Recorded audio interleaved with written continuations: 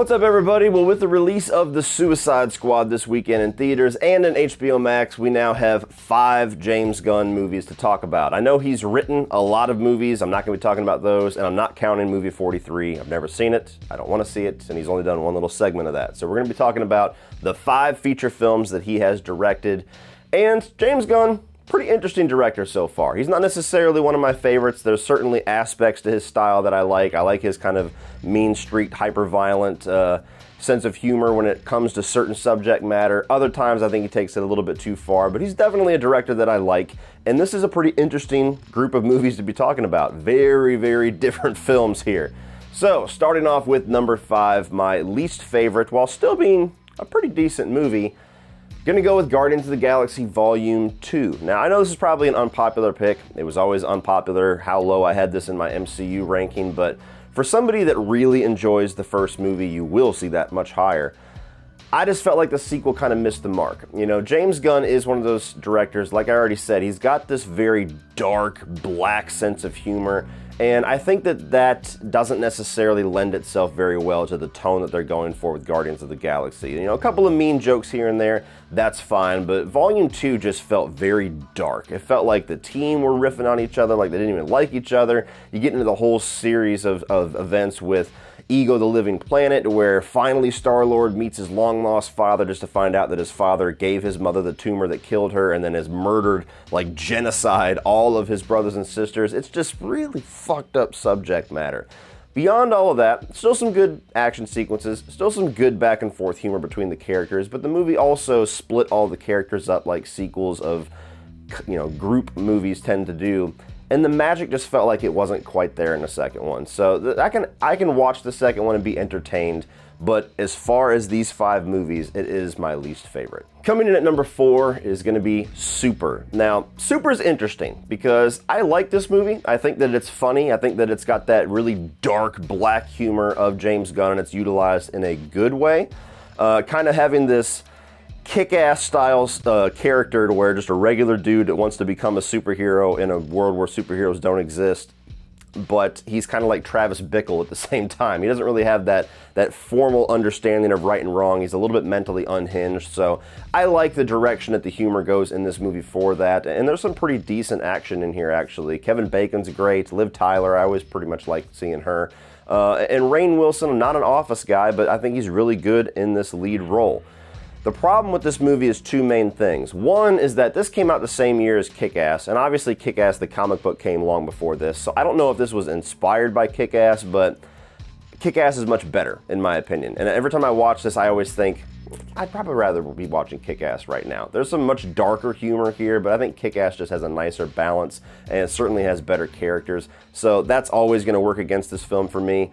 Number 2 is that Elliot Page annoys the shit out of me in this movie. This is back when they were known as Ellen Page. Hopefully that's respectful to say that. I don't really know what the rules are nowadays, but nonetheless, that character is interesting at first whenever, you know, she is really trying to be, she's enamored with Rainn Wilson's character. She's trying to be the sidekick. That stuff's kind of funny because she's his one little confidant.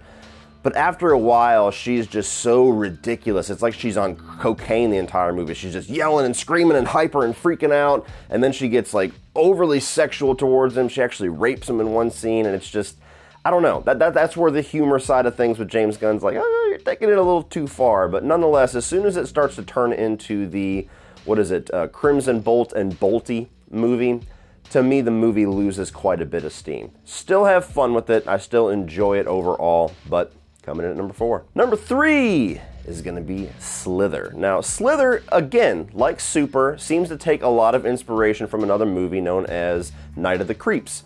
And I do prefer Night of the Creeps. So again, this movie kind of has that working against it to where I'm watching this and I'm having fun, but I'm like, I'd probably rather be watching Night of the Creeps right now.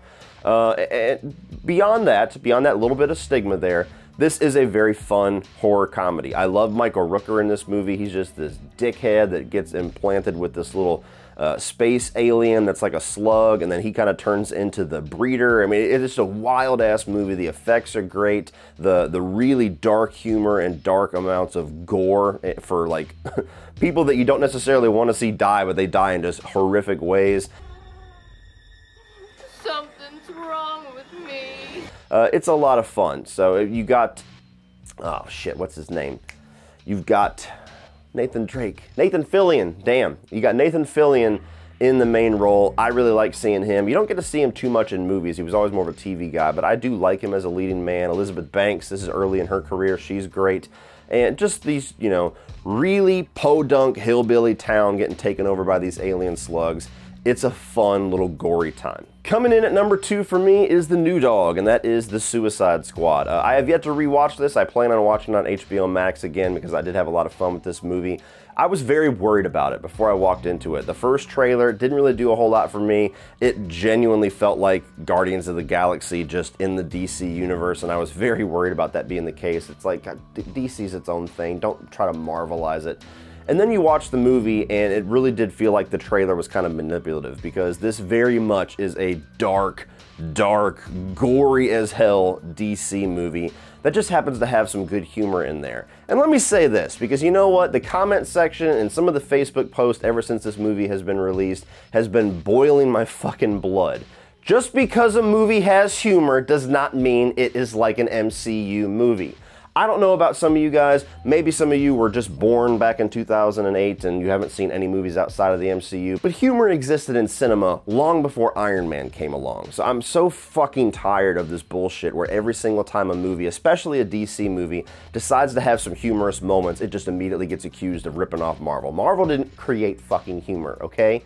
Beyond that, this is still, like I said, a very DC movie. The characters, the style here, especially the hyper-violence and the very bleak look that it has on the world. I mean, that's still everything that everybody has bitched about with the DC universe. It's too dark, it's too bleak, but they've just made it a little bit more palatable, and James Gunn has had more fun with it in this movie. So I had to get that off my chest. The Suicide Squad is a great DC movie. It is not a great MCU movie that just happens to be in the DC, you fucking jackasses. Whew! Beyond all of that, a lot of fun characters here.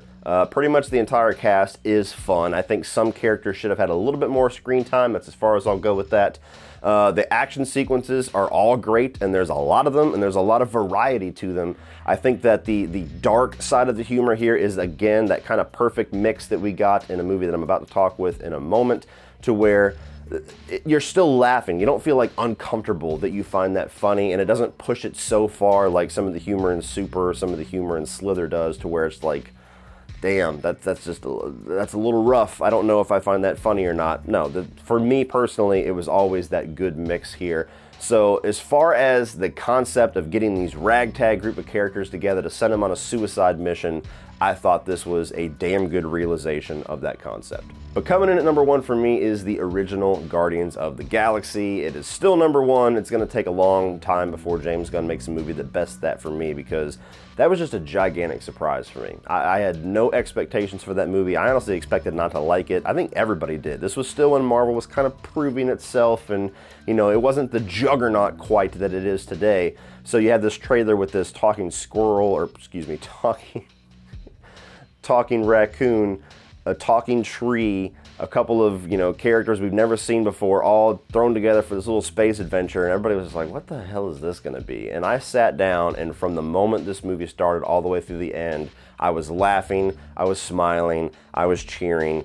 It's just an awesome movie. It's still in my top 5 of the MCU. I absolutely love it. I love it more every single time that I watch it. And I just think it's that perfect balance of having that kind of space action adventure with a lot of comedy, with a lot of that, you know, kind of coming together of a family with these Guardians. Each of the individual characters definitely stand out. They get fleshed out well. And even the villain here with Ronan the Accuser, everybody kind of puts him in the bottom rung of MCU villains. I actually think he's a pretty effective villain here. So I really enjoy Guardians of the Galaxy. I've ranked the MCU numerous times at this point, so I feel like I'm kind of ad nauseum talking about how great this is, but it is my number 1 James Gunn film. So what do you guys think? What is your ranking of James Gunn's filmography? Pretty easy one to do, only 5 movies here. It's a nice little change of pace for all these like 12, 13, 14, 15 movie rankings, but let me know down below what your thoughts are. Have you seen The Suicide Squad? Did you enjoy it? Be sure to check out my full review that was dropped a couple of days ago. I should have put a card up here at some point during this video.